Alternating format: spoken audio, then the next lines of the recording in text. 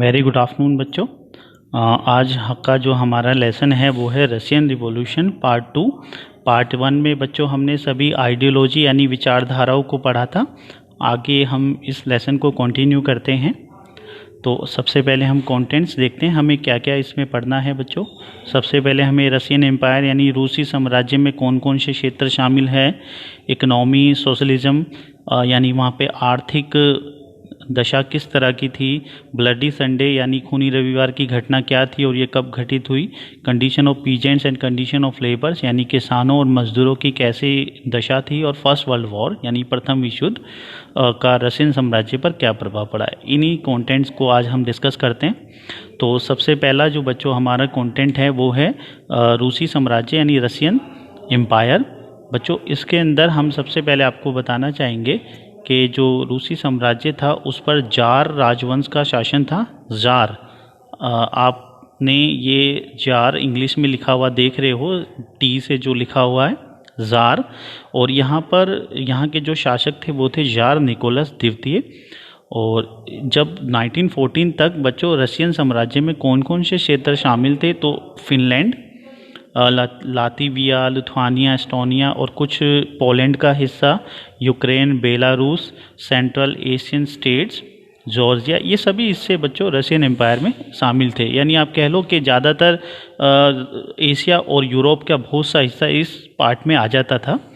और बच्चों जब हम धर्म की बात करें तो यहाँ पर ऑर्थोडॉक्स क्रिश्चियन ही थे, ग्रीक जिसको हम कहते हैं ग्रीक ईसाई ये फॉलो करते थे।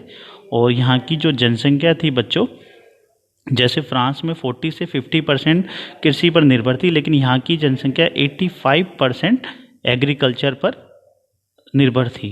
तो ये बच्चों रशियन एम्पायर था यानी रशियन सिस्टम था कि वहाँ पर किस तरह के क्षेत्र शामिल थे और वहाँ पर कैसे शासन हो रहा था।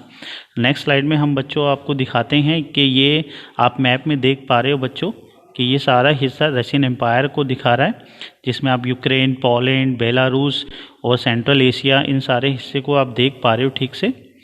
तो नेक्स्ट स्लाइड में आप देखोगे बच्चों ये जार निकोलस सेकंड है, और ये आप पहचान रहे हो इनको, ये जार निकोलस सेकंड है और ये इनकी फैमिली है। और ये एब्सोल्यूट मोनार्की ही थे बच्चों, जैसे फ्रांस में। ये थोड़ा सा सिस्टम है। Despite the liberal revolution of the 19th century, the Russian Empire continued to be an absolute monarchy। यानी बच्चों यहाँ पर भी absolute monarchy यानी निरंकुश राजतंत्र ही था। और ये यहाँ के जो राजा थे वो कौन से वंश के थे, जार वंश के थे। जार टी साइलेंट है बच्चों। और थोड़ा वो कैसे सपोर्टेड किया जाता था, तो वहाँ पर वही कुलीन तंत्र, नोबेलिटी, ऑर्थोडॉक्स चर्च यानी प्राचीन जो चर्च चला रहा था उन्हीं का ज़्यादातर कंट्रोल हुआ करता था राजवंश पे। आर्मी, वहाँ की सेना, और ब्यूरोक्रेसी यानी वहाँ का जो सिस्टम था, जो वहाँ पर काम करने वाले अधिकारी थे, इन्हीं लोगों की मिली जुली एक सरकार चलती थी जो जार निकोलस के कंट्रोल में थी। नेक्स्ट स्लाइड में हम डिस्कस करते हैं बच्चों कि रशियन सिस्टम का बैकग्राउंड कैसा रहा, यानी वहाँ पर किस प्रकार से व्यवस्था थी बच्चों। वहाँ पर सामंती व्यवस्था थी। सामंती व्यवस्था यानी आप इसको कह सकते हो बच्चों कि राजा का कुलीन तंत्र था। राजा अपने परामर्शदात्रियों को जो उनसे परामर्श देते थे इसी तरह को ज़मीनें बांटते चलते थे। और यही एक व्यवस्था जो फ्रांस में भी फॉलो हो रही थी, यानी कुछ कुलीन तंत्र, कुछ ही जो प्रभावी लोग थे उनके हाथों में ही सारा सिस्टम था। इसीलिए एक तरह से कह सकते हैं वहाँ सामंती व्यवस्था थी। और स्वेच्छाचारी राजा यानी अपनी इच्छा से चलने वाला राजवंश यानी निकोलस द्वितीय था। जैसे फ्रांस में बुर्बो राजवंश चल रहा था जिसका लुई 16 था, यहाँ पर भी सेम वही कंडीशन थी बच्चों। विकास की प्रक्रिया यानी यहाँ पर डेवलपमेंट बड़ा स्लो चल रहा था। उद्योग धंधे काफ़ी पिछड़े हुए थे। ज़बरदस्ती से औद्योगिकरण, इसका मतलब था बच्चों वहाँ पर किसान जो कृषि वृषि कर रहे थे वो वहाँ पर उद्योग स्थापित कर दिए थे और किसानों को मजदूर बना लिया गया, यानी उनको मजबूर किया गया कि वो उद्योग में काम करे। तो यानी कह लो कि जबरन इंडस्ट्रियलाइजेशन रसिया में आने लगा। व्यापार वहाँ का पिछड़ने लगा। 1904 में ज़रूरी चीज़ों की कीमतें इतनी बढ़ गई कि वहाँ पर आंदोलन शुरू हो गए। आपको मैंने पहले भी बताया कि 85% जनसंख्या पहले से, जो हम बैकग्राउंड की बात करें तो वो कृषि पे निर्भर थी। इसीलिए वो ज़्यादातर लोग वहाँ पे कृषि करते थे, उनको जबरन मजदूर बनाया जा रहा है, वहाँ पे इंडस्ट्री लाई जा रही है और उनको किसी तरह से उद्योगों में काम करने के लिए या कृषि छोड़कर उद्योगों में व्यवस्थित किया जा रहा है। तो बच्चों ये उनका बैकग्राउंड रहा है। नेक्स्ट स्लाइड में आप देखोगे कि रशियन सिस्टम के अंदर के इवेंट्स, जब आपको पता चला बच्चों के इस तरह का सिस्टम बैकग्राउंड था, तो लोगों ने किसी न किसी तरह से आंदोलन करेंगे। तो इसीलिए जार निकोलस के समय ही 1905 की जो क्रांति थी वो हुई थी। लेकिन इस क्रांति से पहले एक घटना थी। ये घटना है बच्चों जिसको हम ब्लडी संडे यानी खूनी रविवार की घटना कहते हैं। 22 जनवरी थी बच्चों, रविवार का दिन था। एक पादरी थे गोपिन, उनके नेतृत्व में बहुत सारे मजदूरों ने एक जुलूस निकाला और ये जुलूस विंटर पैलेस, ये जार का महल था बच्चों, जार निकोलस सेकंड का महल था, वहाँ पे पहुँचा और वहाँ पर वो धरना देने लगे या आंदोलन करने लगे। और वहाँ पर उन पर पुलिस ने हमला बोल दिया या यूँ कह लो कि उन पर गोलियाँ चलवा दी। और इसीलिए वो इस घटना में 100 से ज़्यादा लोग मजदूर थे जो मारे गए, 300 से ज़्यादा घायल हो गए। क्योंकि ये इस रविवार को हुआ था इसलिए इस घटना को खूनी रविवार के नाम से पुकारा जाता है या ब्लडी संडे। बच्चों इसी घटना के बाद में वहाँ पर एक क्रांति हुई जिसको 1905 की क्रांति कहा जाता है। तो नेक्स्ट स्लाइड में हम 1905 की क्रांति के बारे में देखेंगे, लेकिन मैंने आपको उससे पहले कुछ दिखाना चाहूँगा। बच्चों ये खूनी रविवार यानी ब्लडी संडे की घटना का कुछ पिक्चर्स है जो आप देख के थोड़ा सा समझेंगे। बच्चों ये विंटर पैलेस है, ये आपको जो दिखाई दे रहा है, और ये सारा उन पे वो सभी मजदूर हैं जिन पे गोलियां चलाई गई। और मैं आपको बता दूं कि ये जो जार निकोलस सेकंड की रानी थी जरीना, उसके एक षड्यंत्रकारी गुरु थे जिसको रासपुतीन नाम था, उनके कहने पर हुआ ऐसा माना जाता है। तो नेक्स्ट स्लाइड में आप देखो बच्चों कि ये भी ब्लडी संडे यानी खूनी रविवार की घटना का ही दृश्य है। अब आगे हम 1905 की क्रांति के बारे में कुछ डिस्कस करते हैं बच्चों। तो ये जो क्रांति थी बच्चों, ये ब्लडी संडे यानी खूनी रविवार की घटना के बाद हुई। अब खूनी रविवार की घटना के बाद सारे देश में हड़तालें होने लगी, विश्वविद्यालय बंद हो गए।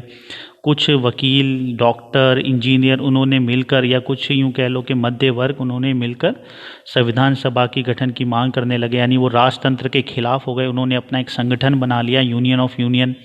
तो इसीलिए इनके प्रेशर से या इनके दबाव से जो जार निकोलस था उन्होंने वो तैयार हो गया कि चलो एक निर्वाचित परामर्शदात्री हम संसद यानी ड्यूमा, वहाँ रूस में संसद को ड्यूमा कहते हैं बच्चों, कि गठन पर सहमत हो गया कि चलो ठीक है। जैसे यूँ कह लो कि फ्रांस में लुई 16 तैयार हो गया था कि आप नेशनल असेंबली अपनी बना लो जब तृतीय वर्ग ने विद्रोह किया था। तो यहाँ पर भी बच्चों सेम वही कंडीशन चल रही है कि जब उन्होंने विद्रोह किया तो जार निकोलस तैयार हो गया ड्यूमा के गठन के लिए।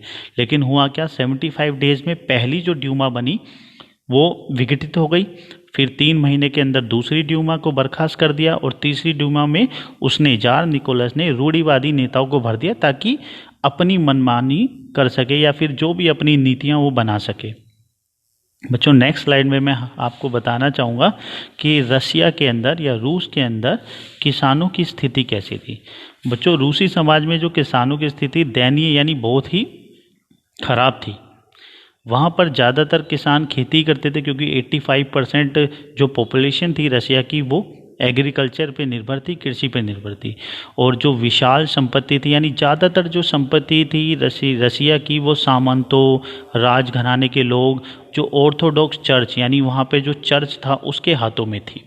मजदूरों की तरह किसान बटे हुए थे अलग अलग में, कुछ किसानों के पास में भूमि थी तो कुछ किसान भूमिहीन थे, कृषक भूमिहीन थे। संपन्न किसानों को कुलक कहा जाता था, यानी जो किसानों की स्थिति थोड़ी अच्छी थी उनको कुलक के नाम से जाना जाता था।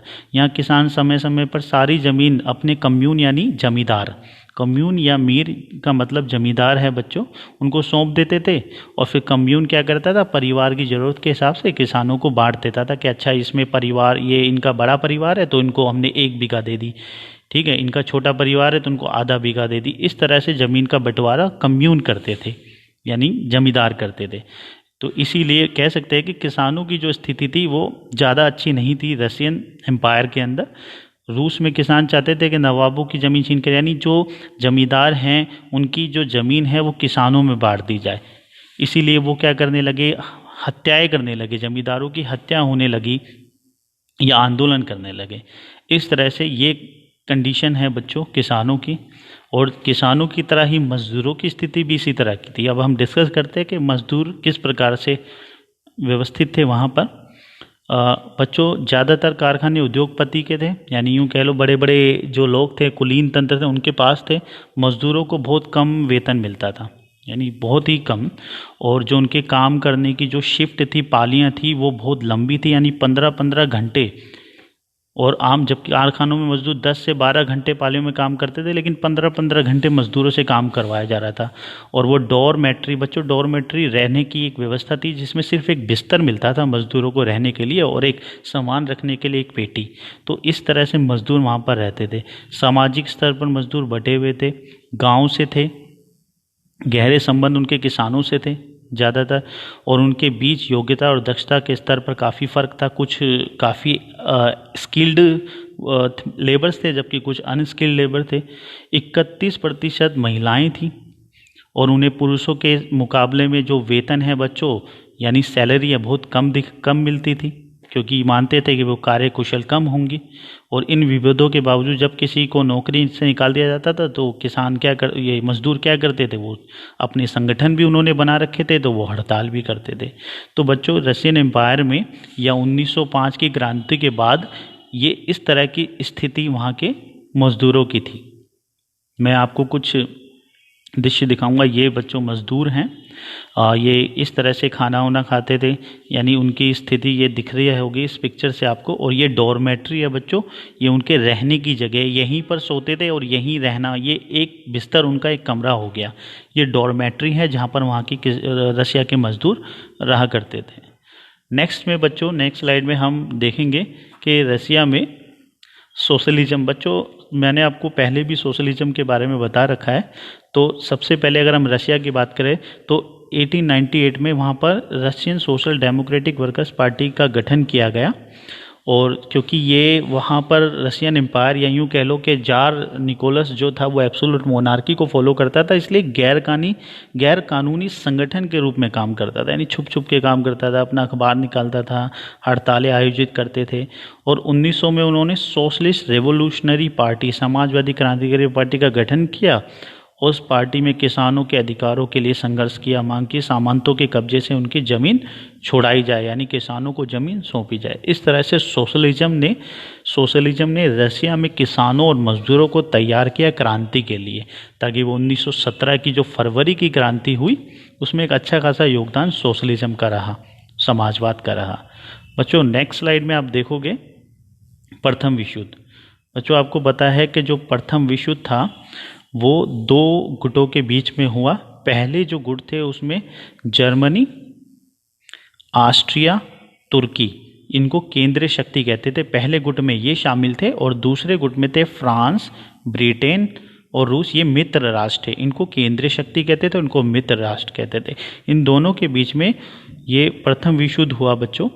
ये 1914 से 18 तक चला, 1918 तक चला।